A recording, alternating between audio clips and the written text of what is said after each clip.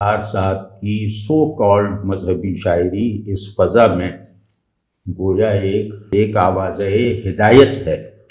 جو یقین دلاتی ہے۔ یہ ایک جملہ میں کہہ رہا ہوں، اس کو کسی بھی سنی شیعہ یہ سب پرسپیکٹیو میں نہ رکھا جائے، اس میں سنی بھی شامل ہے شیعہ۔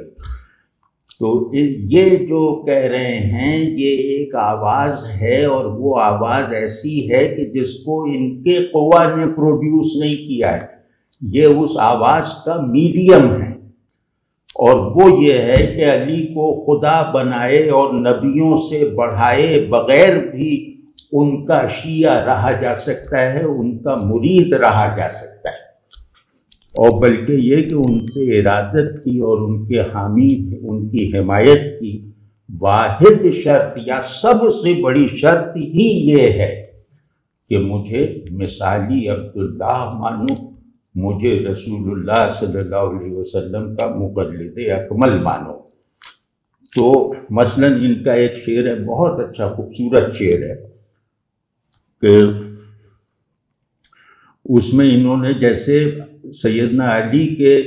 تمام فضائل کا واحد سبب بتا دیا ہے کہ جہاں رسول کے نقش قدم وہیں پہ علی، جہاں رسول کے نقش قدم وہیں پہ علی، وہیں حسین جہاں لا الہ الا اللہ۔ تو اب یہ جو ہے، یہ اگر یہ تصور فضیلت بلکہ سبب فضیلت ان دونوں ہستیوں کا اگر قلب میں ریکگنائز ہو کر ان کی محبت کے حال میں ایک بنیادی عنصر کے طور پر داخل ہو جائے تو آپ نے حیدری ہونے کا حق بھی ادا کر دیا، حسینی ہونے کے آداب بھی بجا لے آئے، کم از کم اجمالاً۔ تو اب یہ جو شہر مکہ کی شان میں کہی گئی نظم جو ہے، یہ سادہ سی نظم ہے، لیکن جیسے کہ سادگی میں گہرائی زیادہ ہوتی ہے، رنگینی میں گہرائی نہیں ہوتی، تو اس میں بہت سی گہرائیاں ہیں، لیکن وہ گہرائیاں ذہنی نہیں ہیں، وہ گہرائیاں جیسے تجربی ہیں، وہ گہرائیاں جیسے ایک منظر کی پرتوں کو کھولتے رہنے والے تجربات ہیں۔ تو وہ گہرائیاں کیا ہیں کہ یہ نظم دراصل توحید و رسالت کے ان حقائق کی طرف مؤثر اشارہ کرتی ہے، یعنی تاثیر رکھنے والا اشارہ کرتی ہے، جن حقائق کا یہ مبارک شہر واحد امین ہے۔ اور اس نظم کا مرکزی نقطہ یہ ہے، یا اس بات میں مرکزی نقطہ یہ ہے کہ اس شہر میں بیت اللہ ہے، اور یہاں اللہ، اس میں تشبیہ نہیں ہے، اللہ کوئی استعارہ نہیں ہے اس بیت اللہ میں، اللہ سے مراد اللہ ہے، ذات الہ، الہ محمد علیہ السلام۔ تو مطلب یہ کوئی تشبیہی اسم نہیں ہے یہاں کہ ہم کہیں کہ یہ مجازن کہا گیا ہے، یہاں مجاز ہے اللہ بھی، یہاں مجاز بیت ہے، اللہ مجاز نہیں ہے۔ تو اس شہر میں بیت اللہ ہے ان معنوں میں، تو اس بیت اللہ کی برکت سے خود اس شہر میں دو خاصیتیں پیدا ہو گئی ہیں جو اس نظم میں مصور کر دی گئی ہیں،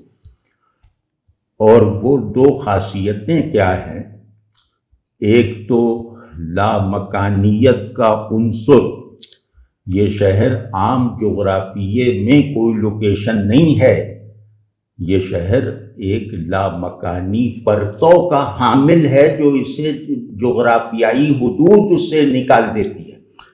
تو ایک تو اس میں کیونکہ اللہ کا گھر ہے یہاں، تو اللہ کے گھر میں مکانیت مجازن بھی نہیں مانی جا سکتی، تو لہٰذا اس شہر میں اس میں ایک لامکانی سی کیفیت داخل ہو گئی ہے، اور اس کا ایک اظہار جو منہ جیسے اندھے بھی دیکھ سکتے ہیں کہ یہاں سب سمتیں قبلہ رو ہیں، یہاں سمتوں کا تعدد اور کثرت جو ہے وہ ختم ہو گئی، تو اور اس کے علاوہ، اس عنصر کے علاوہ یہ شہر، اب جو لوگ گئے ہیں انشاءاللہ انہوں نے تو تجربہ کیا ہوگا کہ یہ شہر اللہ اور اس کے دوستوں کی گویا جلوہ گاہ ہے۔ یہ شہر جیسے عرش پر لگے ہوئے پروجیکٹر پر چلنے والی ایک فلم کی اسکرین ہے، تو وہ یہاں سب آپ کو جیسے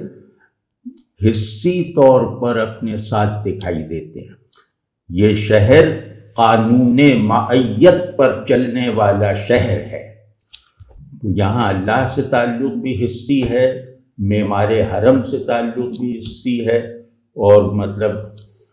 رسول اللہ صلی اللہ علیہ وسلم سے بھی، اور مولود کعبہ سے بھی، مطلب ہر طرف سے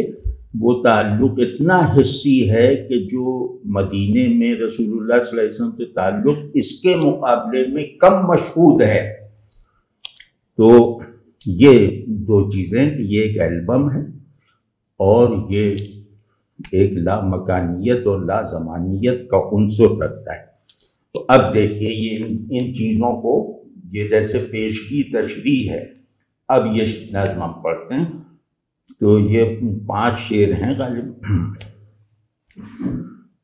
منزل ذکر میں ہر شہر پہ چھائے ہوئے شہر، ہر میں کتنا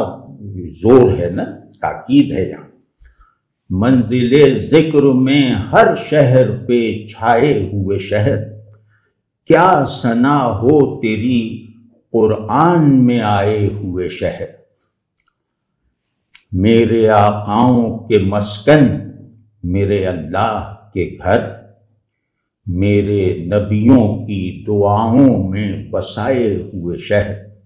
دیکھ رہے ہیں سب تلمیحات چل رہی ہیں۔ زمزم و کوثر و تسنیم تسلسل تیرا، زمزم و کوثر و تسنیم تسلسل تیرا، چشمہ خیر کا فیضان اٹھائے ہوئے شہر۔ اور رخ سرکار دو عالم کے پلٹنے کی تھی دیر، قبلہ رو ہو گئے سب راہ پہ آئے ہوئے شہر۔ اور خاک ہم رتبہ افلاک ہوئی جن کے سبب، خاک ہم رتبہ افلاک ہوئی جن کے سبب، ان کی آواز سے آواز ملائے ہوئے شہر۔ اب اس میں ایک تو تلمیحی تسلسل ہے، یعنی تاریخ میں وہ واقعات ہیں، تاریخ میں ہیں یا قرآن میں ہیں یا حدیث میں ہیں۔ تو منزل ذکر میں ہر شہر پہ چھائے ہوئے شہر، اب یہاں منزل ذکر جو ہے انہوں نے خاص اپنی تکنیک کے مطابق، اور کیونکہ جو اصل کیفیت ہوتی ہے وہ واحد المفہوم نہیں ہوتی، یہ سطحی کیفیتیں واحد المفہوم ہوتی ہیں، تو وہ جو ہے یہاں منزل ذکر میں ایک آزادی سی ہے کہ ہر آدمی اپنے ذوق کے مطابق، اپنے فہم کے مطابق، اپنے علم کے مطابق اس کا جو بھی تصور کر لے، جو شایان شان تصور کیا جا سکے وہ سب اس میں مراد کی حیثیت رکھتے ہیں۔ تو آپ سمجھ رہے ہیں نا کہ ارادت پکی ہو تو مرادات کا سلسلہ پیدا ہوتا ہے، تو یہ اس طرح کا ہے۔ تو منزل ذکر پہلا اس کا مفہوم جو بالکل سادہ ہے وہ یہ کہ قرآن میں جتنے لوگوں کا ذکر آیا ہے تو جو قرآن میں مذکور ہے وہی موجود حقیقی ہے۔ قرآن میں مذکور ہونا افضل ہونے، اکمل ہونے اور حقیقی ہونے کا سب سے بڑا ثبوت ہے۔ تو ان معنوں میں بھی لے لیں کہ قرآن میں یہ شہر جو ہے، اللہ نے اس شہر کو سب شہروں پر فوقیت اور فضیلت دی ہے، تو ایک یہ مطلب ہوا۔ اور دوسرا مطلب یہ ہے کہ اللہ کی یاد کی جو آخری منزل ہے، اللہ کی یاد کے منتہا پر اگر کوئی ظرف الوہیت رہ جاتا ہے تو وہ یہ شہر ہے۔ یعنی اللہ کے حضور کا کوئی درجہ ایسا نہیں ہے جو ہمیں بیت اللہ سے مستغنی کر سکے۔ تو بیت اللہ کا ریفرنس اس کی حضوری کے ہر لوکیل میں مرکزی حیثیت سے قائم رہے گا۔ تو ان معنوں میں بھی ہے۔ اور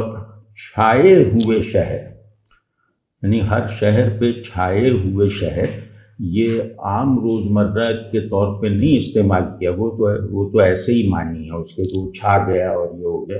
یہ مطلب نہیں ہے یہاں۔ اس کو یوں سمجھیں کہ تو ایسا سماوی حیثیت رکھنے والا شہر ہے جو ہر شہر کے لیے سائبان کی حیثیت رکھتا ہے۔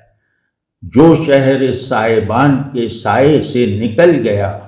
وہ گویا سورج کی تمازت سے جلنے پر کمر بستہ ہو گیا۔ تو یہ بھی چھائے ہوئے شہر میں دو چیزیں ہیں نا، ایک تو یہ کہ ہر شہر کے شہر ہونے کا، یعنی ہر شہر کے واقعی انسانوں کا شہر بننے کا جو درجہ ہے وہ مکہ مکرمہ سے ایک آرگینک نسبت پر موقوف اور منحصر ہے، اور دوسرے چھائے ہوئے میں بلندی ہے، اور چھائے ہوئے میں ایک تلمیح بھی ہے۔ تو یہ کہ یہ شہر وہ ہے جو سماوی مزاج رکھتا ہے، کیونکہ اس شہر کو آباد انہوں نے کیا ہے جو اپنے جسد عنصری میں بھی مسجود ملائک بننے کے لائق تھے۔ اس کو تو اللہ والوں نے آباد کیا ہے، یہ آبادی بیت اللہ کی تعمیر کا نتیجہ ہے وغیرہ وغیرہ۔ تو اس شہر کی سماویت اور الویت چھائے ہوئے میں وہ شامل ہے۔ اور ہاں سماویت والا پہلو آ گیا۔ ہاں، اور دوسرے یہ کہ جو میں کہہ رہا تھا اس کی ایک تلمیحی سند بھی ہے، وہ یہ ہے کہ جو بیت اللہ مکے میں واقع ہے، اس بیت اللہ کی سیدھ میں اونچائی پر وہ آسمانوں پر بھی ایک بیت اللہ ہے، یہ اس کی کاپی ہے۔ تو یہ جو ہے یہ ہر شہر پہ چھا جانے والی جو صفت اسے نصیب ہوئی ہے وہ آسمانی بیت اللہ سے ایسے تعلق اور ایسی نسبت کی بنیاد پر نصیب ہوئی ہے جس نسبت پر شک کرنا جو ہے وہ ناممکن ہے، اور وہ نسبت ایسی ہے کہ ہم یہ نہیں کہہ سکتے کہ آسمان والا بیت اللہ افضل ہے اور یہ زمین والا کمتر ہے۔ مطلب ایک عجیب اس بیت اللہ کو فضیلت حاصل ہے کہ یہ جس کا عکس ہے وہ اس سے کمتر نہیں ہے۔ تو اس طرح شہر پہ چھائے ہوئے شہر جو ہے وہ ملتا ہے۔ اور کیا ثنا ہو تیری قرآن میں آئے ہوئے شہر، یہ کمال ہے۔ مطلب چھوٹے چھوٹے روزمرہ میں بڑی بات کہنا مشکل ہوتا ہے، جو چیزیں بالکل ہر آدمی کی زبان پہ ہوں، ہر آدمی ہر بول چال کے رواج میں ہو، اس میں کوئی بڑی بات نکالنا مشکل ہوتا ہے نا، کیونکہ روزمرہ کہتے ہیں کلیشے کو، کہ وہ اتنا زیادہ استعمال ہوتا ہے ایک ہی مفہوم میں کہ وہ پھر بے معنی ہو جاتا ہے، یعنی مزید معنی خیزی کے لائق نہیں رہ جاتا۔ تو یہی ہے کہ فلاں میں آیا ہوا، یہ اسی طرح کا روزمرہ ہے، لیکن دیکھیے اس کی سطح کو کیسے اٹھا دیا کہ ذہن اس طرف منتقل نہیں ہو پاتا، روزمرہ کا جو رواجی مفہوم ہے اس طرف، کہ تیری ثنا کیا ہوگی جس کی ثنا اللہ نے کی ہو، اس کی ثنا ہم کیا کر سکتے ہیں۔ یعنی قرآن میں آئے ہوئے شہر کا مطلب ہے اللہ کے سراہے ہوئے شہر۔ اللہ نے تجھے اپنی کتاب محکم میں سراہا ہے۔ اور دوسرا یہ کہ تیرا ذکر اللہ کے یہاں جتنے بھی شہروں کے تذکرے ہیں ان میں مرکزی حیثیت کا حامل ہے، اور پھر تیری سطح وجود صرف یہ مکے کی پہاڑیوں میں سے بن جانے والے پیالے تک نہیں ہے، تو قرآن میں موجود ہے، تیرا لوکیل آف ایگزسٹنس قرآن ہے، اور اس لوکیل سے دو قبلے پیدا ہوئے ہیں، دو بیت اللہ پیدا ہوئے ہیں، ایک عرش کے نزدیک ہے اور ایک زمین پر ہے۔ تو مطلب آپ اس کو اپنے ذوق کے مطابق بھی جتنا بھی کھینچ لیں، یا اس سے ایک یوں کہہ لیں کہ اس شعر کو اپنے احوال کی پیدائش کا، نئے احوال کی پیدائش کا سبب بنانا چاہیں، یا پہلے سے موجود احوال میں شدت اور معنویت کی زیادتی کا وسیلہ بنانا چاہیں، تو یہ شعر آپ کے لیے ہر سطح پر کارآمد ہے۔ تو اب یہ بڑی بات ہوتی ہے، یہ میں شاعری کی روایت تک اب محدود بات نہیں ہے، یہ بڑی بات ہوتی ہے کہ کوئی قول، کوئی بیان ہر ایک پیالے کو پورا بھر دے۔ واضح ہے نا یہ بات؟ تو اس سے ہر ذوق کا آدمی اپنے اندر ایک فلفلمنٹ محسوس کر سکتا ہے، اور یہ بھائی ان کی مذہبی شاعری کے تمام نمونوں میں یہ وصف مشترک ہے۔ میرے آقاؤں کے مسکن، میرے اللہ کے گھر، سبحان، یہاں جو میرے ہے یہ ایسا دل دوز ہے، ایسا دل سوز ہے کہ بس بیان نہیں کیا جا سکتا، کہ میرے جو ہیں وہ اشارہ افتخار عارف صاحب کی طرف ہے۔ ہم اس اشارے کو موڑے بغیر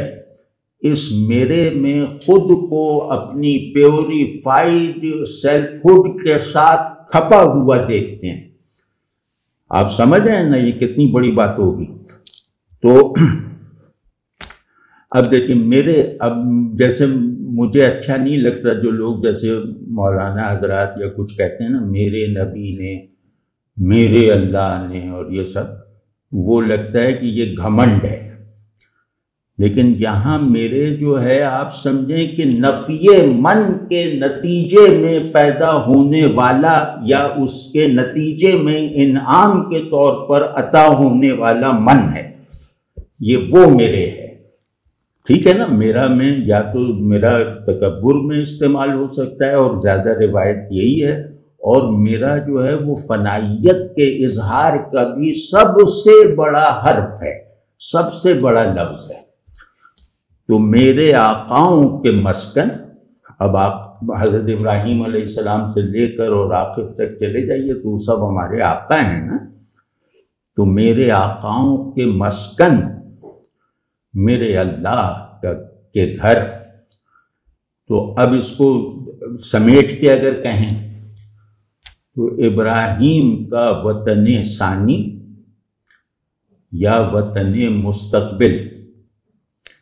اور رسول اللہ صلی اللہ علیہ وسلم کا وطن اصلی، یہ ہے ہمارے آقاؤں کے مسکن کا ایک مطلب۔ اور میرے اللہ کے گھر، یعنی کیا کہوں کہ کون اللہ، اب حیرت ہے کہ میں کیا کہوں اللہ کون ہے اور اس کا گھر کیا ہوگا۔ تو اس ساری حیرانی اور بے بضاعتی اور بے بسی اور مطلب ایک بالکل ہی اپنے زیرو ہو جانے کی کیفیت جو ہے وہ یہاں میرے اللہ میں سموئی ہوئی ہے۔ کبھی اس کو کر کے دیکھو، آپ ایسے ہی اپنے طور پہ پڑھو میرے اللہ کے گھر، تو ایسا لگے گا جیسے یہ بولنے والا تو میں ہوں، لیکن یہ جو میرا کہہ رہا ہوں اس سے میری نسبت جو ہے وہ میرے نہ ہونے پر سے مشروط ہے۔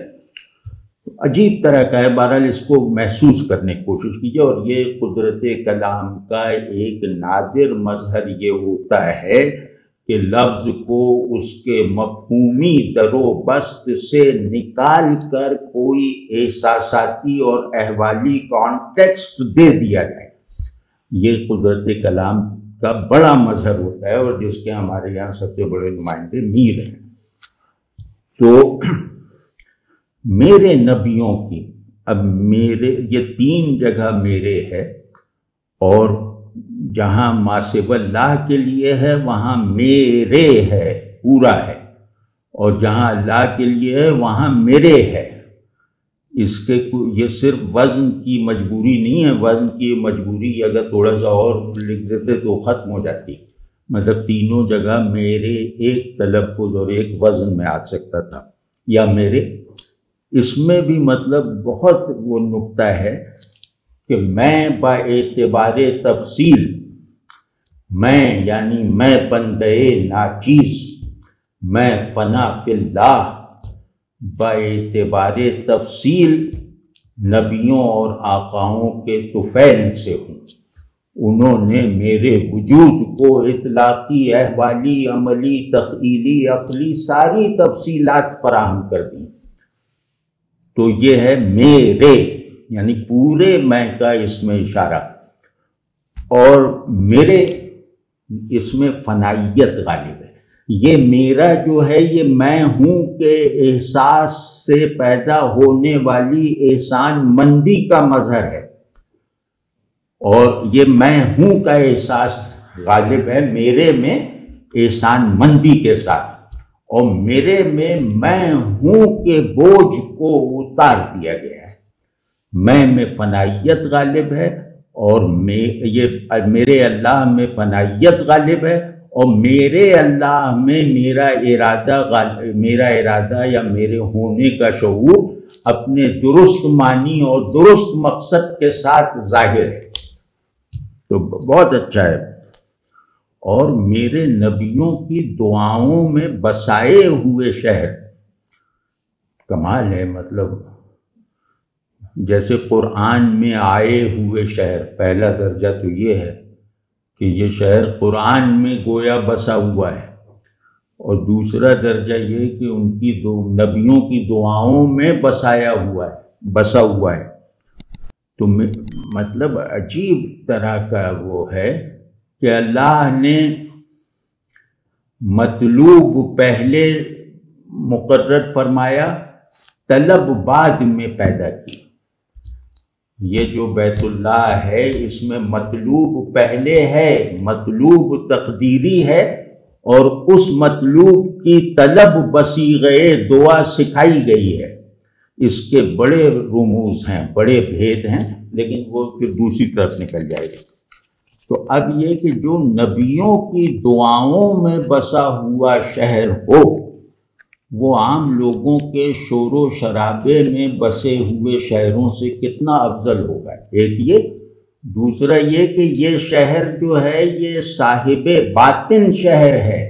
کیونکہ دعا میں بندہ اپنے باطن کو ظاہر کرتا ہے۔ دعا وہ عمل ہے جس میں بندہ اپنے باطن کو اپنی رسائی اور اختیار اور تصرف کی حد تک اللہ کے حضور میں پیش کرتا ہے، تاکہ اللہ میرے باطن کے اظہار کو دیکھ کر میری ضرورتوں کی تصحیح بھی کر دے، اور ضرورتوں کی فہرست بدل دے، اور میری ضرورتوں کو جہاں ہونا چاہیے وہاں سچویٹ کر دے، وہاں راسخ کر دے۔ تو نبیوں کی دعائیں مقبول پہلے ہوتی ہیں، منطوق بعد میں ہیں، یعنی لفظ بعد میں بنتی ہیں، مطلب زبان سے بعد میں ادا ہوتی ہیں، مقبول وہ پہلے کی ہوتی ہیں۔ تو گویا نبی جو ہیں وہ اللہ کی بہت ہی بڑی اسکیم کے جیسے کردار ہیں، کہ اللہ جو چاہتا ہے وہی وہ مانگتے ہیں۔ یا اس بات کو اگر ہم سمجھ لینا تو ہماری تو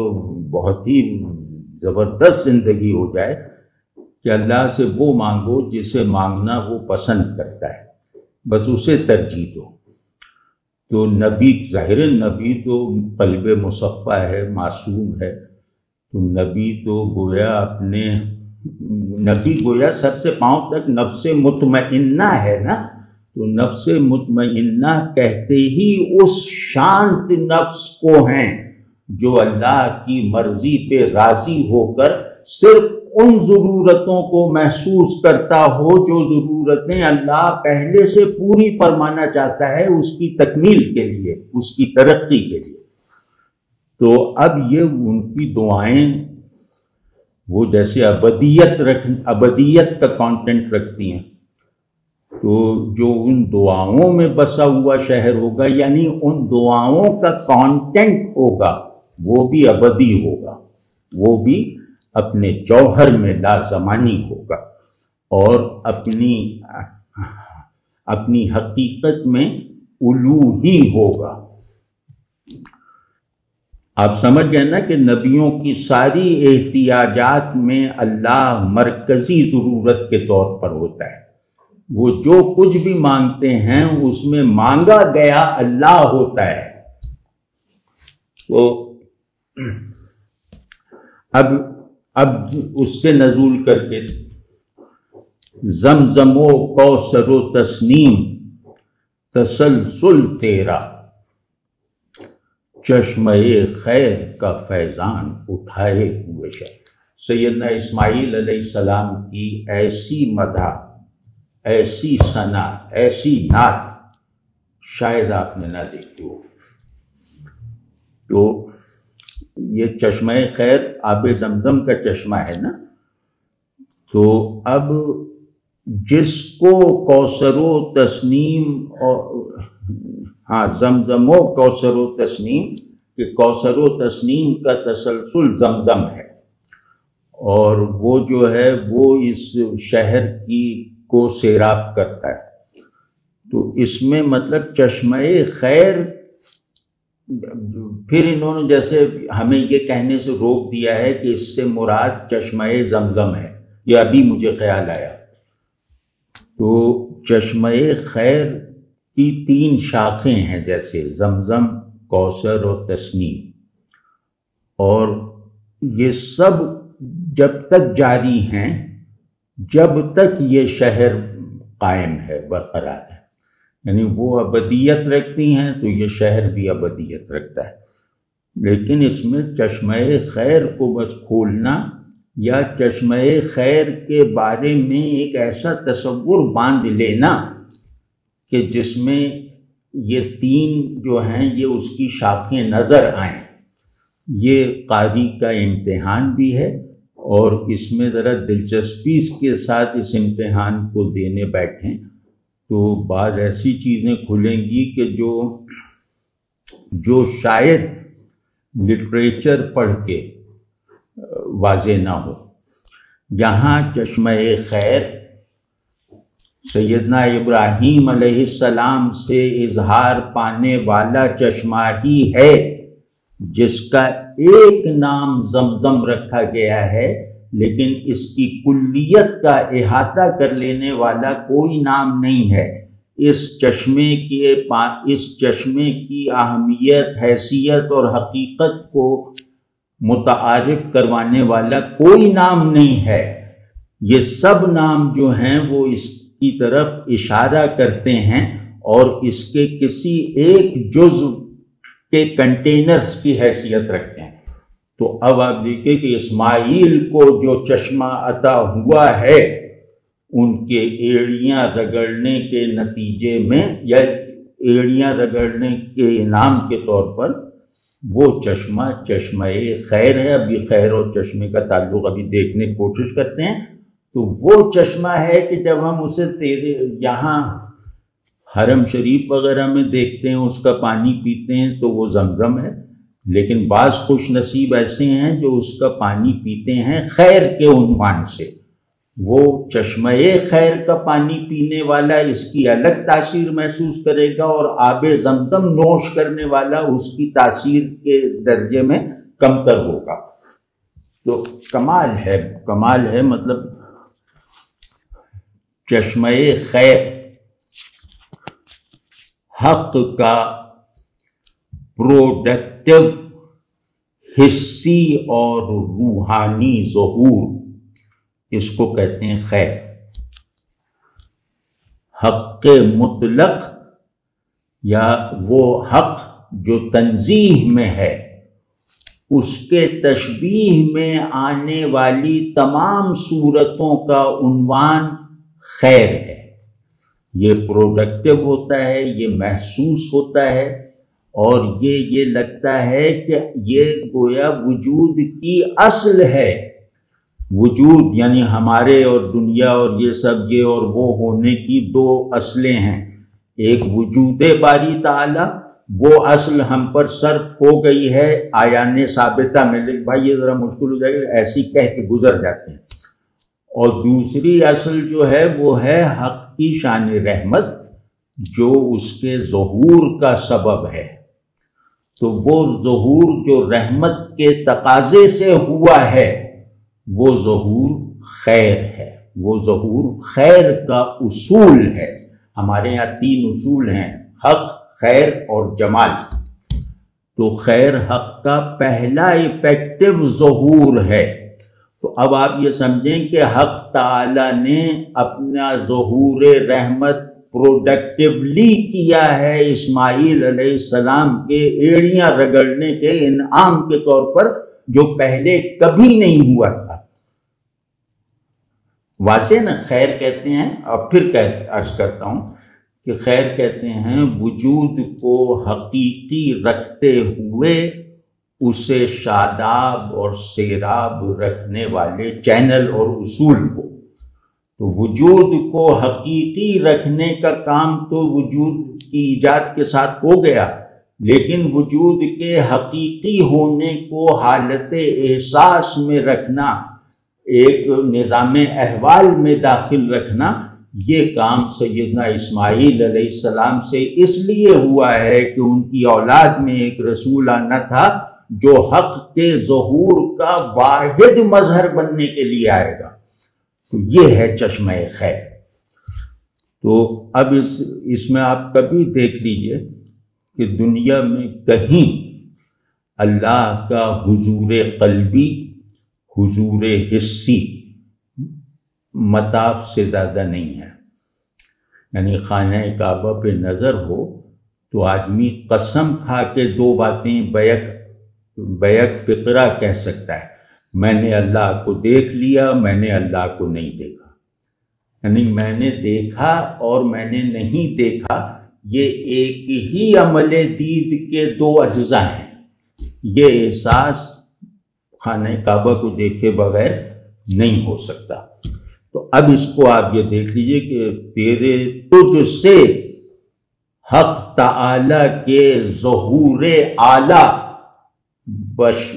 بصورت خیر کا آغاز ہوا ہے. رخ سرکار آج بھائی وہ جو پچھلی نشست تھی نا، وہ مجھے کچھ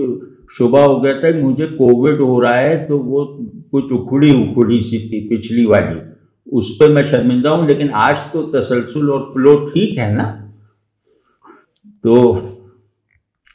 رخ سرکار دو عالم کے پلٹنے کی تھی دیر، قبلہ رو ہو گئے سب راہ میں آئے ہوئے شہر. تو ابھی بلکہ کچھ دیر پہلے میں نے افتخار صاحب کو فون کیا، میں نے کہا اس میں کیا کہا ہے؟ تو انہوں نے فرمایا کہ وہ تحویل قبلہ والا جو واقعہ ہے نا قبلتین کا، تو وہ میں نے لازم کیا ہے. تو ایک دم جیسے کھل گیا، کیونکہ رخ پلٹنا اعراض کرنا بھی ہو جاتا ہے نا، تو وہ مجھے ذرا سا وہ مشکل ہوئی تھی اسے سمجھنے میں. تو اب یہ کہ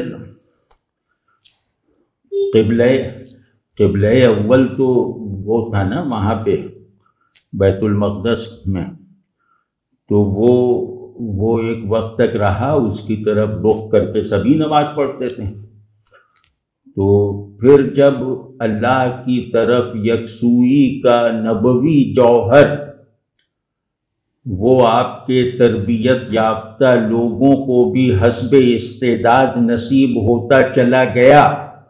تو کوالیفائڈ یکسوئی کا شرف رکھنے والے لوگوں کو پھر قبلہ حقیقی کی طرف منہ کرنے کی اجازت دی گئی، ان کو اس قابل سمجھا گیا. اور اس کا ایک قرینہ یہ ہے کہ رسول اللہ صلی اللہ علیہ وسلم کی شروع سے یہ خواہش تھی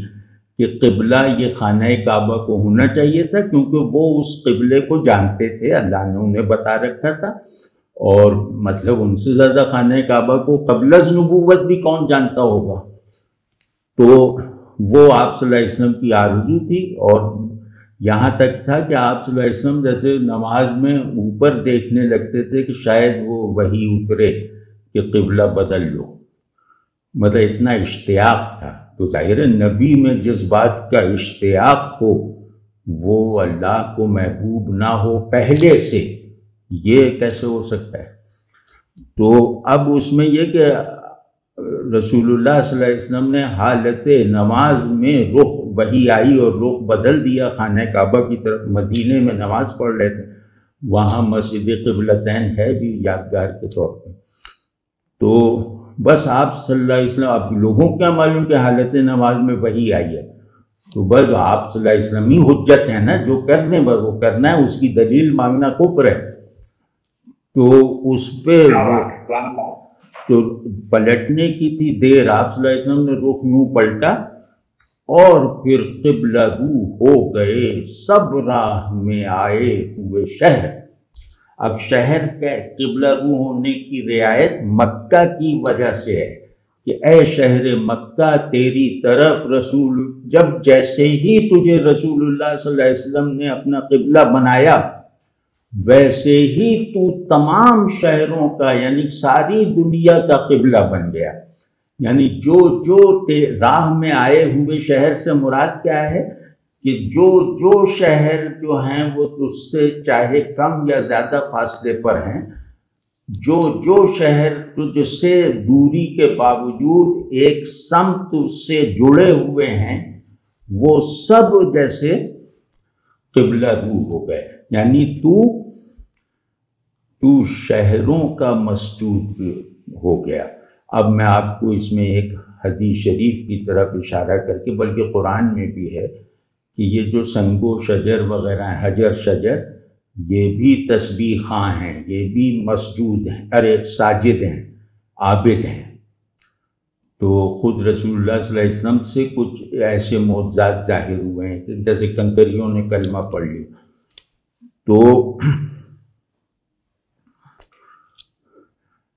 تو قبلہ عبادت خلائق بن گیا، تو تمام موجودات کا، چاہے وہ بصورت انسان ہوں، چاہے جمادات و نباتات و حیوانات ہوں، جس چیز پہ ہے کا صیغہ وارد ہو سکتا ہے، ہر اس چیز پر ذرے ذرے پر جو ذرے ذرے کو تو نے اپنی طرف متوجہ کر کے گویا اللہ کی طرف یکسوئی کے ایک نئے درجے تک پہنچا دیا، ایک حقیقی منزل تک پہنچا دیا۔ یہ سمجھنا بہت ضروری ہے کہ یہاں شہر سے مراد اہل شہر بھی ہیں کہ شہروں میں رہنے والے سب لوگ، اور یعنی دنیا کے سب صاحب ایمان راہ پہ آئے ہوئے شہر میں سب صاحب ایمان، اور دوسرا یہ ہے کہ جو نظام تسبیح عناصر فطرت میں جاری ہے اللہ کی طرف سے، جو شرف انہیں دیا گیا ہے تعلق باللہ کا، جو اللہ کا فطرت و ہدایت میں وحدت پیدا کرنے کا ایک نظام ہے جو ہم سمجھ بھی نہیں سکتے، تو وہ پورا نظام یعنی نظام فطرت کو قبلہ ہدایت نصیب ہو گیا تجھ میں واقع بیت اللہ کی رعایت سے۔ تو واضح ہے نا کہ گویا اے مکہ تو سمت عبادت ہے، انسانوں کے لیے بھی اور تمام عناصر فطرت کے لیے۔ اور خاک ہم رتبہ افلاک ہوئی جن کے سبب، اب دیکھا نا کہ وہ جب ان کے رخ پلٹنے سے یہ سارا نظام بدل گیا، اور بلکہ فطرت اور ہدایت کے درمیان جو نقطۂ اتصال ہے وہ پہلی مرتبہ شعور میں آیا، وہ پہلی مرتبہ اظہار میں آیا بیت اللہ کی طرف رسول اللہ صلی اللہ علیہ وسلم کے مڑنے کی وجہ سے۔ تو اب وہ بتا رہے ہیں کہ آپ کو بھائی جن کے رخ بدلنے سے یہ سب ہوا ہے تو وہ آپ جانتے ہیں وہ کیا تھے؟ تو خاک ہم رتبہ افلاک ہوئی جس کے سبب ان کی آواز سے آواز ملائے ہوئے شہر۔ تو یہ ایک رسمی منقبت بن گئی ہے کہ انہوں نے خاک کو آسمان سے ملا دیا، یعنی ذرے بھی سورج بن گئے۔ یہ جیسے ہمارے یہاں کی ایک روایت ہے، اور اب اس روایت میں وہ رسمیت غالب ہے،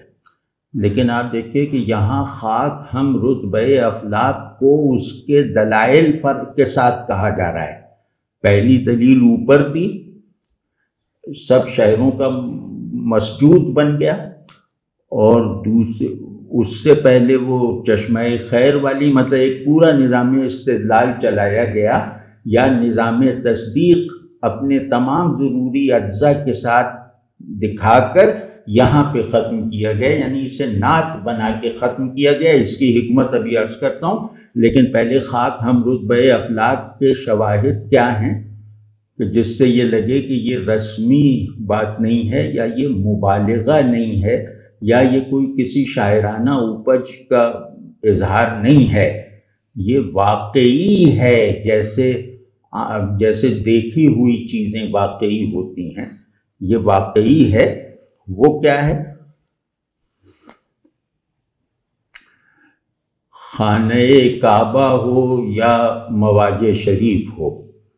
یہ دو جگہوں پہ فرشتوں کا نزول بلا انقطاع، بلا خلل، بلا کسی وقفے کے ہوتا رہتا ہے۔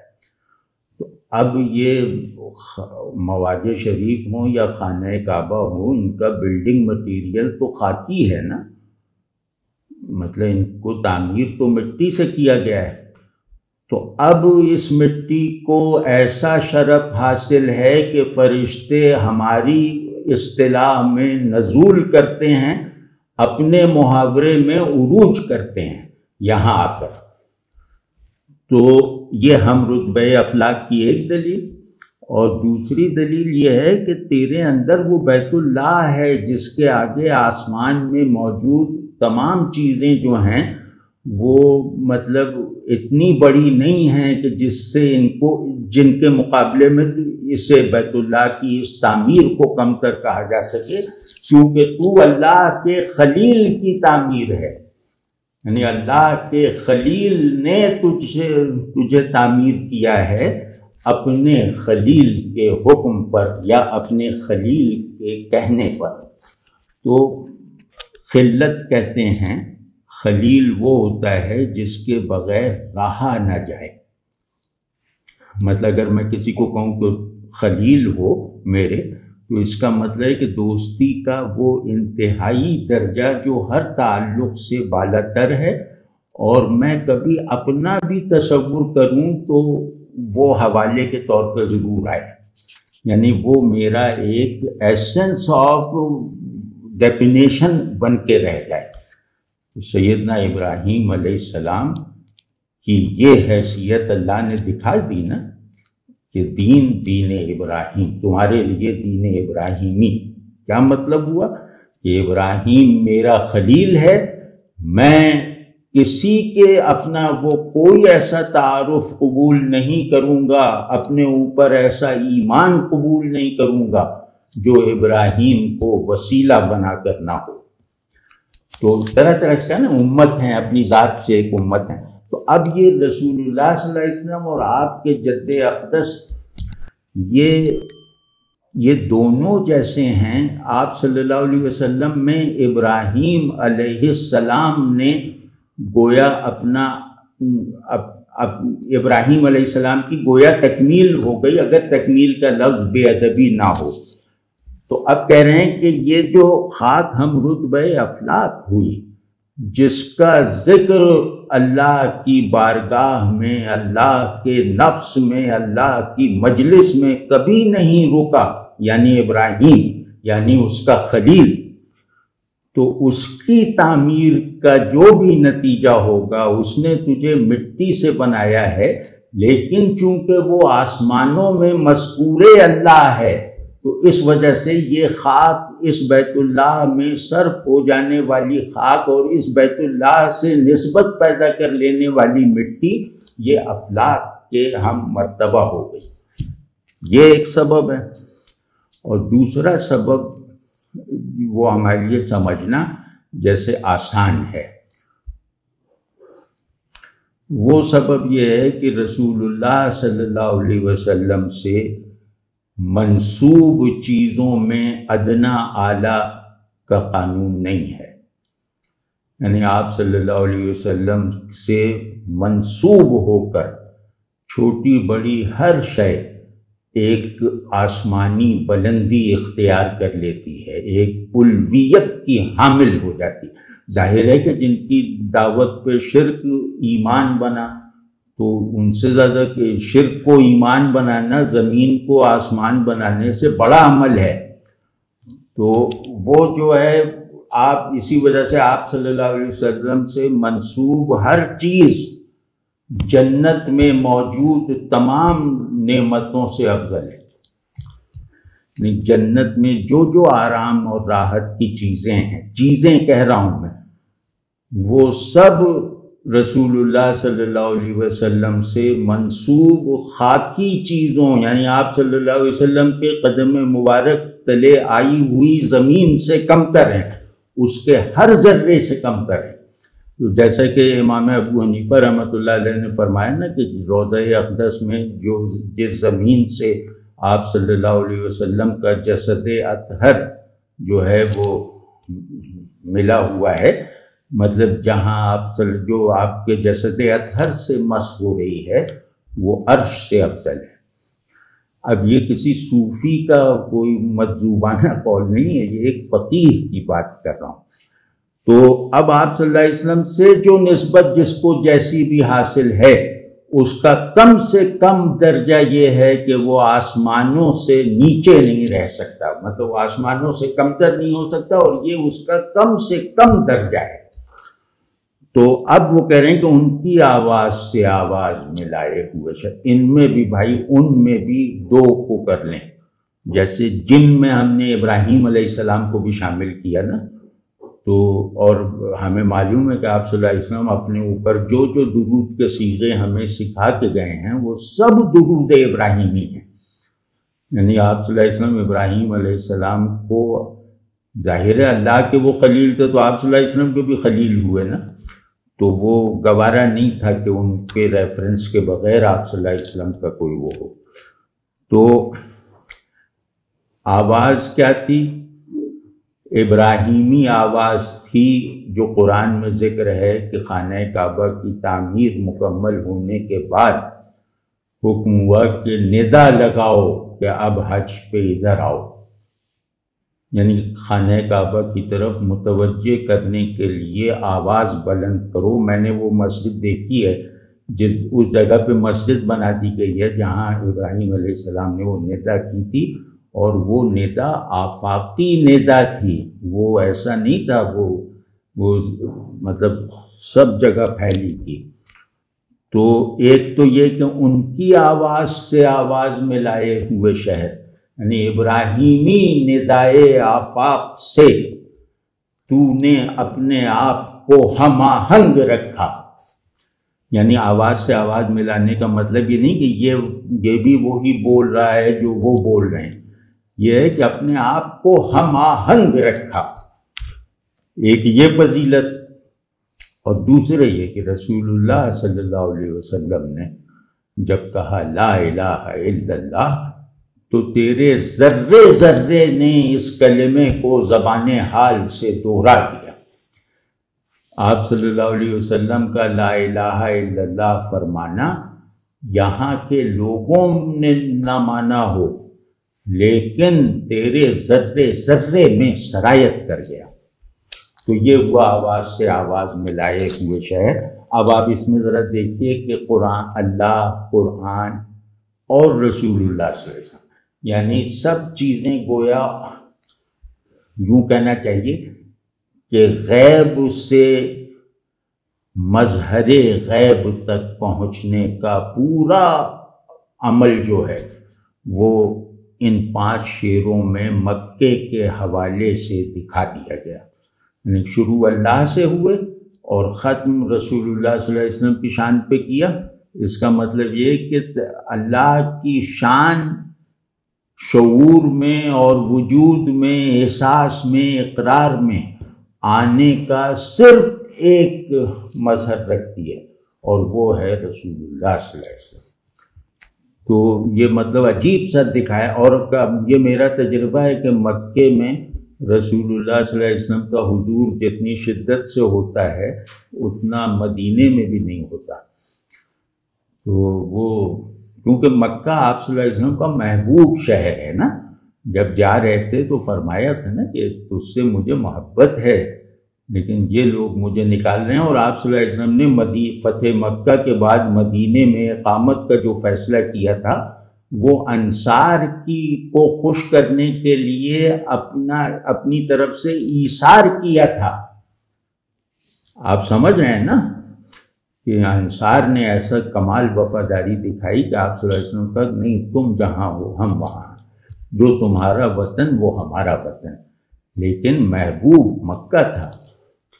تو یہ جناب یہ ہوا۔ اب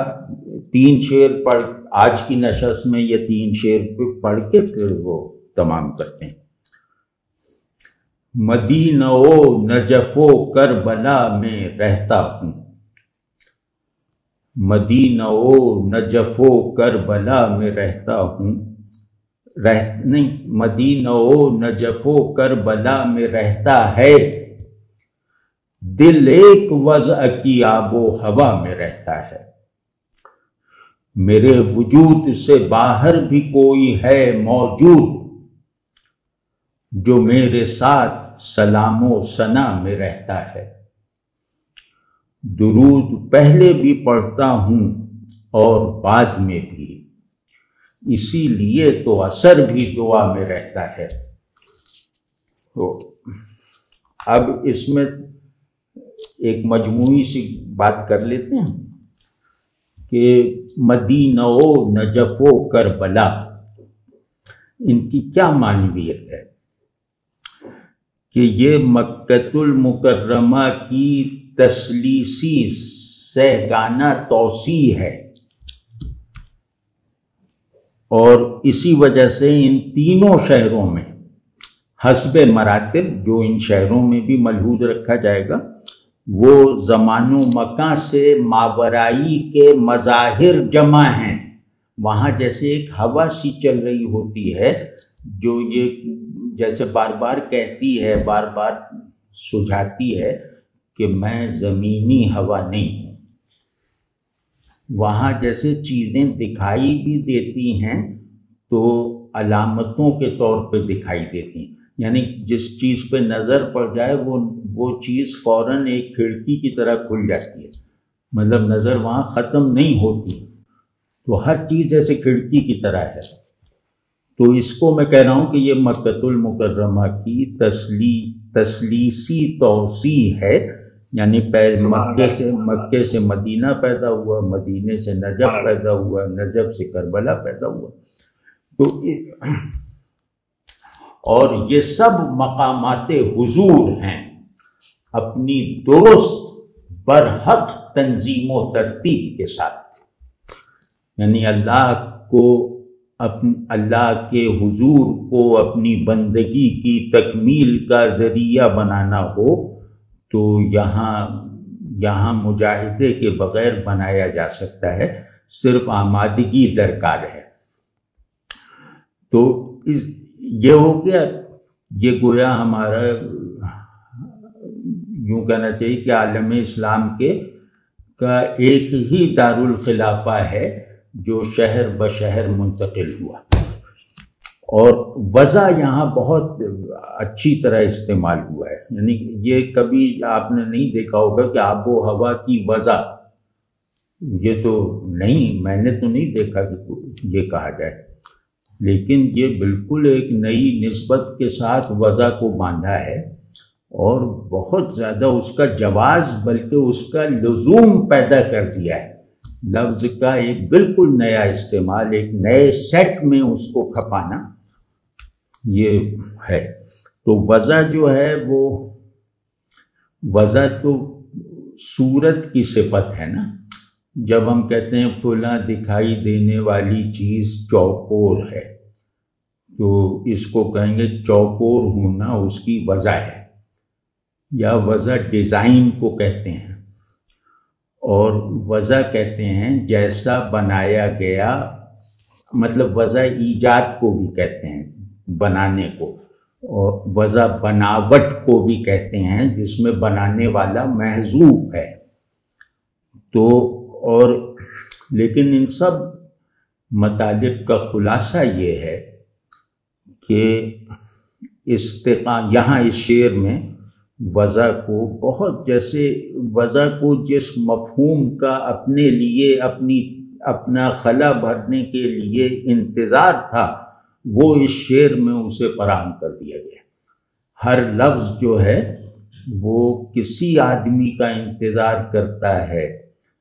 کہ مجھ میں کسی نئے معنی کا اضافہ ہو۔ تو وہ وضع جو ہے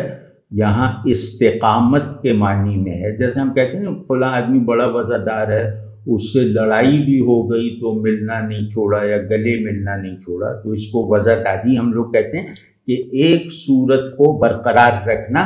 چاہے اس کا ایسنس بدل جائے۔ جیسے کہتے ہیں لا نفاق فی الاخلاق، اخلاق خوش اخلاقی منافقت نہیں ہوتی، میرا دل نہیں چاہ رہا کسی سے ملنے کو لیکن میں مسکراتے ہوئے مل رہا ہوں تو یہ منافقت نہیں ہے، یہ اخلاق ہیں۔ تو اسی طرح وضع بھی ایسی ہوتی ہے کہ میں مسکرا رہا ہوں لیکن دل میں اس کو برا بھلا بھی کہہ رہا ہوں، تو یہ منافقت نہیں ہے، یہ وضع داری ہے۔ تو اس کو کہتے ہیں استقامت اپنے اظہار کے ساتھ، استقامت اپنی صورت میں، یہ وضع ہے۔ اور دوسرا مطلب ہے تخلیق، وضع کا وہ مطلب بھی ہے نا بنایا ہوا، جیسے وہ صدق و نحو میں پڑھتے نہیں کہ یہ وضعی معنی ہیں، یہ سمعی معنی ہیں، تو وضعی معنی وہ ہوتے ہیں جو اس میں رکھے جاتے ہیں ارادہ کر کے بنا کے۔ تو تخلیق اپنی نہیں، ہاں وضعی معنی جو ہے وہ کہتے ہیں کہ جس معنی کے اظہار کے لیے لفظ بنایا گیا ہو، پہلا جملہ کاٹتے ہیں۔ تو ایک یہ کہ استقامت اپنی صورت اصلی کے ساتھ، اور تخلیق اپنی حقیقت سمیت، یہ وضع ہے۔ تو اب آپ ذرا دیکھیے کہ دل ایک وضع کی آب و ہوا میں رہتا ہے کہ یہ آب و ہوا یہ آب و ہوا بہار کے وسائل ہیں، یہ بہار لانے والے کارندے ہیں، یہ مطلب یہ کہ یہ شادابی کے وسائل ہیں، وہ شادابی چاہے باطن کی ہو چاہے زمین کی ہو۔ تو یہ جو شادابی ہے، اگر یہ آب و ہوا اس ذمہ داری کو تسلسل کے ساتھ بغیر کسی نشیبی حرکت کے نبھاتے رہیں تو پھر کہا جائے گا کہ یہ آب و ہوا وضع دار ہیں۔ اب ظاہر ہے وہاں کوئی سبھی اچھے لوگ تھوڑی ہوتے ہیں، کچھ برے لوگ بھی ہوتے ہیں،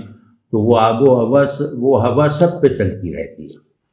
اور دوسرے یہ کہ ان کو اس مقصد کے لیے، یہاں کی آب و ہوا کو اس مقصد کے لیے بنایا گیا ہے کہ یہ باطن کو شاداب رکھے، ظاہر کو سیراب رکھے، آنکھوں کو اندیکھا دیکھنے کے لائق رکھے، ایسی بہار لائے کہ جو دل میں جو مطلب یوں کہ ایسی بہار لائے جو دل کو سرشار اور آنکھوں کو جو ہے وہ جیسے بیدار رکھے۔ تو یہ اپنی اس حقیقت کے ساتھ وفادار ہیں، یہ اپنی اس حقیقت کو اپنی سب سے بڑی امانت سمجھتے ہوئے بلا ادنا سی خیانت کے وہ پھیلا دیں۔ تو اس کو کہتے ہیں دل ایک وضع کی آب و ہوا میں رہتا ہے، اور کیونکہ مدینہ و نجف و کربلا میں آب و ہوا کو ایک وضع کی آب و ہوا کہا گیا ہے، تو یہ سمجھنا آسان ہے کہ مدینے سے جو ہوا اگر چلتی ہے تو وہ کسی اور شہر کی شادابی کا ذمہ نہیں لیا ہوا اس نے، مدینے کی ہوا شادابی کے لیے ہے، تو وہ بس وہ اپنی شادابی کی شان یا تو نجف میں دکھاتی ہے یا کربلا میں دکھاتی ہے، تو ایک وجہ کی۔ اور دوسرے یہ کہ مدینے میں رہنے کی جو کیفیتیں ہیں عین وہی کیفیتیں باقی ان دو شہروں میں بھی ہیں، تو یہ تو سادہ مفاہیم ہیں، یہ تو اپنے طور پہ جیسے واضح ہے، لیکن اس میں وجہ کو اگر آپ اچھی طرح سمجھ گئے تو اس سے لطف اندوزی میں اور اس کو جیسے سمجھنے میں کچھ نئی جہتوں کا اضافہ ہو سکتا ہے، تو اس لیے عرض کیا۔ تو میرے وجود سے باہر بھی ہے کوئی موجود۔ اچھا، آب و ہوا کے علامتی معنی چاہیں تو ایک فقرے میں کہہ دوں کہ آب کا تعلق باطن وجود سے ہے اور ہوا کا تعلق ظاہر وجود سے ہے، تو آب و ہوا ایک ہی ذمہ داری ادا کرنے والے دو کارکن ہیں، تو جس باطن کو سیراب رکھتا ہے اور باطن ہی کی سیرابی کو برقرار رکھنے کے لیے ہوا چلتی ہے، یعنی باطن کی سیرابی کو ظاہر کی شادابی بنانے کے لیے ہوا چلتی ہے، تو یہ آب و ہوا ہے۔ میرے وجود سے باہر بھی ہے کوئی موجود جو میرے ساتھ سلام و ثنا میں رہتا ہے، تو یہاں بھی وہ ہے وہ کوئی، یہ کون ہے، یہ اٹھتا ہے نا سوال، میرے وجود سے باہر بھی، یعنی وہ میں نہیں ہوں، یا میں لا بے خود ہوں، یہاں باخود ہوں وہاں بے خود ہوں، لیکن یہ مطلب فٹ نہیں بیٹھتا کہ میں دو جگہوں پر سلام و ثنا کہہ رہا ہوں، یہ مطلب غلط ہے۔ اس کا یہاں کوئی کو سمجھنا چاہیے۔ کوئی کے دو مصداق ہیں، ایک تو ہے کہ میرا عین ثابت، اب یہ مجبوری ہے بھائی، عین ثابت کہتے ہیں کہ ہم لوگ تخلیق ہونے سے پہلے اللہ کے علم میں معلومات کی حیثیت سے تھے، معلومات الہیہ کی حیثیت سے تھے، تو پھر ہم مخلوق بنے، تو ہمارا مخلوقی وجود اور ہمارا معلوم الہی ہونے کا حال یہ بالکل مختلف ہے اور ایک دوسرے سے ناقابل عبور فاصلے پر ہے۔ یعنی جیسے ابن عربی نے جو اس نظریے کے بانی ہیں، انہوں نے کہا کہ آیان ثابتہ نے آیان خارجی کی بو تک نہیں سونگی، یعنی یہ بالکل الگ ہیں۔ تو اب یہ جو کوئی ہے یہ میرا وہ والا عین ثابت ہے، معلوم الہی کی حیثیت ہے۔ جو معلوم الہی ہے وہ میں نہیں ہوں، جو مخلوق الہی ہے وہ میں ہوں، تو بس ان دونوں جگہوں پر وہ سلام و ثنا جاری۔ تو کوئی کو عین ثابت سمجھ لیں، یا جو بالکل آخری اور بلا تردید مفہوم ہو سکتا ہے وہ ہے خدا، یعنی کوئی کا مطلب یہاں خدا ہے۔ تو آپ جس معنی میں بھی لیں، کیونکہ عین ثابت میں بھی خدا ہی ہے، ہم تو وہاں تھوڑی ہم تو وہاں کوئی گزر نہیں رکھتے، لیکن عین ثابت سمجھیں تو اس میں ایک خوبصورتی ذرا سی بڑھ جائے گی، اور خدا کا ہونا وہاں بالکل ڈیسائسولی جو ہے وہ واضح رہے گا۔ تو اب یہ ہے کہ یہ سلام و ثنا جو ہے، مثال طور پہ مواضع شریف میں کھڑے ہوئے سلام پڑھ رہے ہیں، درود پڑھ رہے ہیں، تو یہ صرف میں نہیں پڑھ رہا، یا وہاں کھڑے ہوئے زائرین نہیں پڑھ رہے، بلکہ یہ اللہ بھی پڑھ رہا ہے۔ تو یہ سلام و ثنا ایک ایسا مسلسل مستقل مطلق عمل ہے جس میں بندہ اور خدا ایک ہی جیسے لفظوں کے ساتھ شریک ہیں۔ سلام کا صیغہ اللہ بھی وہی پڑھ رہا ہے جو میں پڑھ رہا ہوں، ثنا کے کلمات بھی وہی ہیں جو میں پڑھ رہا ہوں۔ تو یہ مطلب ایک عجیب طرح کی وہ فضیلت محسوس ہوتی ہے نا، ایک عجیب طرح کا فخر اپنے آپ پہ محسوس ہوتا ہے کہ میں اللہ کے ساتھ اللہ کے پسندیدہ ترین فعل میں شریک ہوں، اللہ ہی کی دعوت پر، بلکہ اللہ ہی کے حکم پر۔ مجھے اللہ نے اس صورت میں وہ دعا سکھا دی ہے جو مقبول پہلے ہوئی ہے، یعنی وہ جو پہلے عرض کر رہے تھے نا، تو درود شریف وہ واحد دعا ہے ہمارے لیے جو مقبول پہلے ہے اور کرم بعد میں رہیں۔ تو مطلب واضح ہے، سادہ سا سچویشنل، مطلب بالکل سادہ سا ہے، لیکن اگر اس میں آپ سلام و ثنا کو کھولنے کی کوشش کریں نا، تو سلام وہ کہ اللہ کی مہربانیاں آپ پر دیکھتا ہوں، یہ سلام کی اصل یہ ہے، اور ثنا میں اپنی طرف سے جو آپ کو بھیج رہا ہوں وہ ثنا ہے، یعنی میں اپنے کو دیکھ کر آپ کی طرف جو تحفہ بھیجتا ہوں وہ بصورت ثنا ہے، اور جب میں اللہ کی آپ پر مہربانی دیکھتا ہوں اور اللہ کے اس حکم کو، جس حکم کی تعمیل میں یہ سلام و ثنا بھی کر رہا ہوں، یعنی جس حکم کی تعمیل نہیں بلکہ جس حکم میں سکھائے گئے طریقہ کار کے مطابق، کلمات کے مطابق میں آپ پہ سلام و ثنا بھیج رہا ہوں، اس میں جو ہے وہ جب اللہ کو دیکھتا ہوں تو وہ آپ کو سلام کہے جا رہا ہے، اور میری ثنا بھی اتنی ہی زیادہ اللہ کو محبوب ہے جتنا خود اس کا بھیجا ہوا سلام اسے محبوب ہے۔ تو یہ میرا اعزاز ہے۔ اب سلام و ثنا، اب سلام و ثنا، بہرحال وہ اپنے طور پہ غور کریں، سلام و ثنا بھی بہت بھری ہوئی اصطلاحیں ہیں۔ سلام، سلامتی، ایبسلیوٹ پیس، اللہ کی طرف سے دی گئی سکینت جس میں کبھی زوال نہ ہو،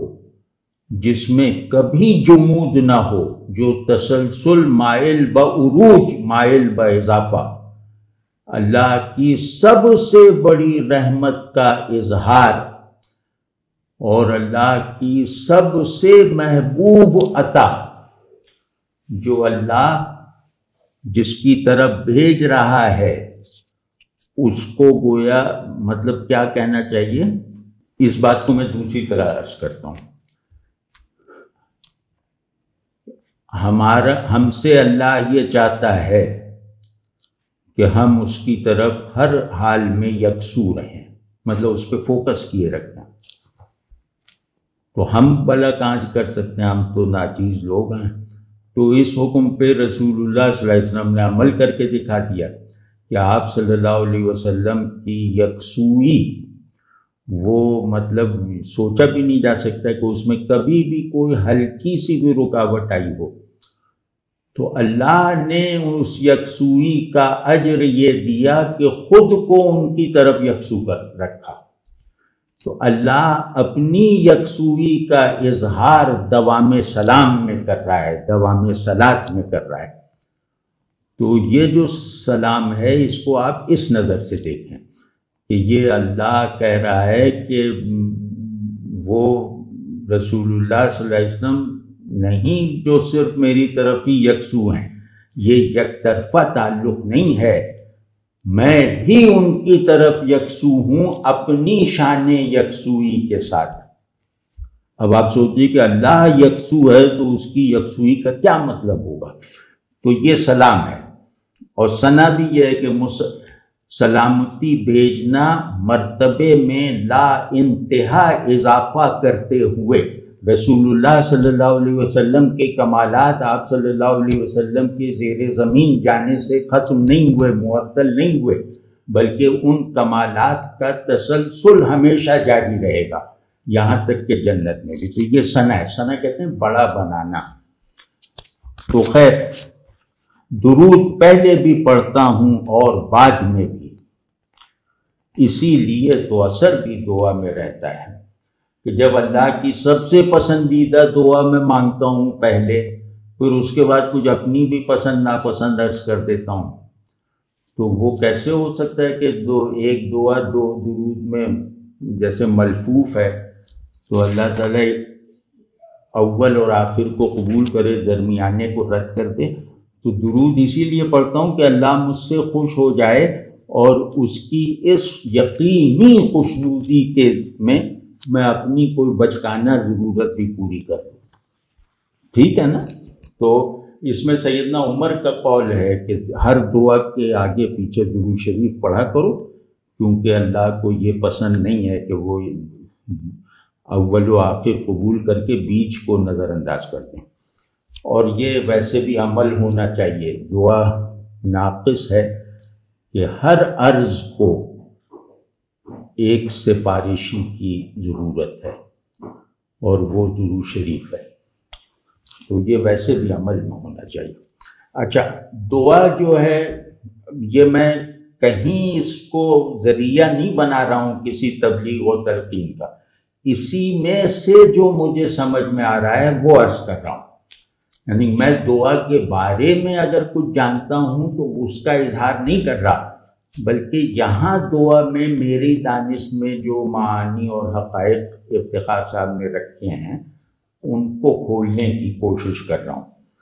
تو دعا جو ہے نا، دعا صرف مانگنا نہیں ہے، دعا اللہ کو دینا بھی ہے۔ جس آدمی کو یہ پسند نہ ہو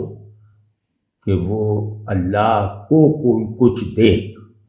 وہ اللہ سے لینے میں بھی، اللہ سے احتیاج میں بھی کوالیفائی نہیں کرتا،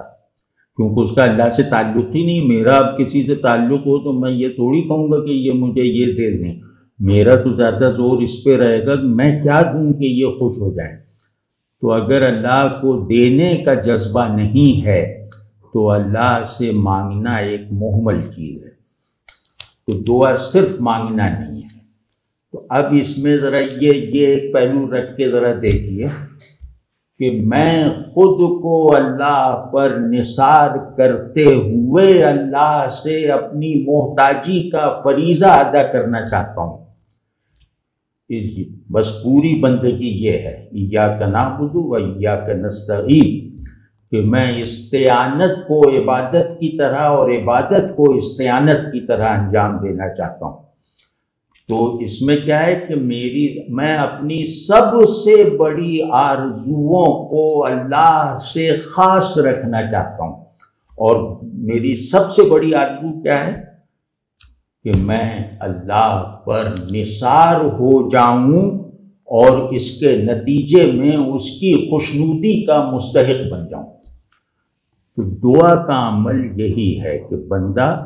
اپنے آپ کو ایک پکار میں لپیٹ کر اللہ کے حضور میں نظر کر رہا ہے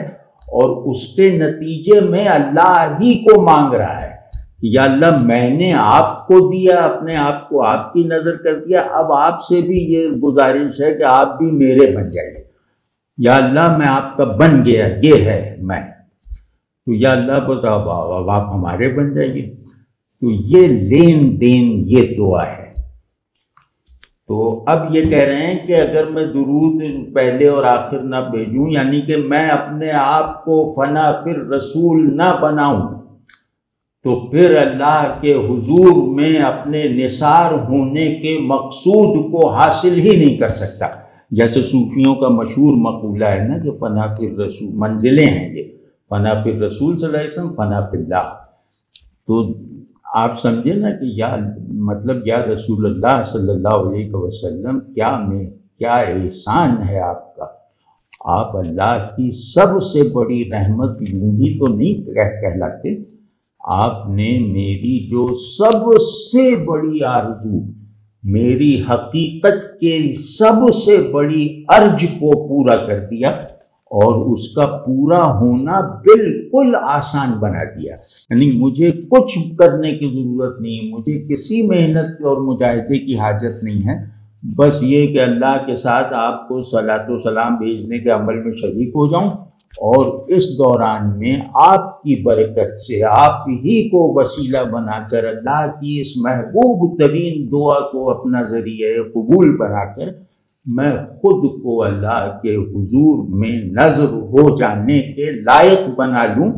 تاکہ پھر اللہ بھی مجھ پہ ترس کھا کے میری صداقت کو قبول کر کے مجھ ایسے ناچیز کو بھی یہ مرتبہ عطا کر دے کہ میں یہ کہہ سکوں کہ اللہ میرا ہے۔ اور اللہ میرا ہے اسی وقت کہہ سکوں گا جب اللہ یہ کہے گا کہ یہ میرا ہے۔ اللہ کا مملوک بنے بغیر اللہ والا نہیں بنا جا سکتا۔ تو یہ ہے دعا میں اثر، جو درود شریف کی جو اصل تاثیر ہے وہ یہ ہے کہ اللہ کو ایسا خوش کر دینا کہ اس کا جو حساب لینے والا نظام ہے وہ ہم سے ہٹ جائے، یعنی بلا حساب ہو جائے۔ اگر اپنے آپ کو بلا حساب رکھوانا ہے تو یہ عمل کر کے دیکھو اس نیت اور اس قصد کے ساتھ، یا اللہ وہاں میں کہاں ہوں گا، میں تو یہیں آپ کے سپرد ہو چکا، تو وہاں آپ حساب کس سے لیں گے؟ تو یہ درود شریف کی برکت ہے۔ کبھی رسول اللہ صلی اللہ علیہ وسلم سے محبت کو پیشگی تعبیرات سے نکل کر محسوس کرنے کی کوشش کرو تو صاف یہ لگتا ہے کہ جیسے ابراہیم علیہ السلام نے اپنے بیٹے کو تحفہ بنایا، ویسے رسول اللہ صلی اللہ علیہ وسلم اپنے ہر امتی کو اسماعیلی روایت پر رکھے ہوئے ہیں۔ اگر آپ ان سے منسوب ہو جائیں نا واقعی، تو پھر آپ اسماعیلی روایت کے تسلسل میں اپنے آپ کو دیکھیں گے کہ ابراہیم کے لیے جو اسماعیل تھے، رسول اللہ صلی اللہ علیہ وسلم کے لیے وہ ان کا ہر امتی ہے، اور اس کو اس کا پورا راستہ دے دیا گیا۔ تو کیا کہنے، اللہم صلی علی محمد۔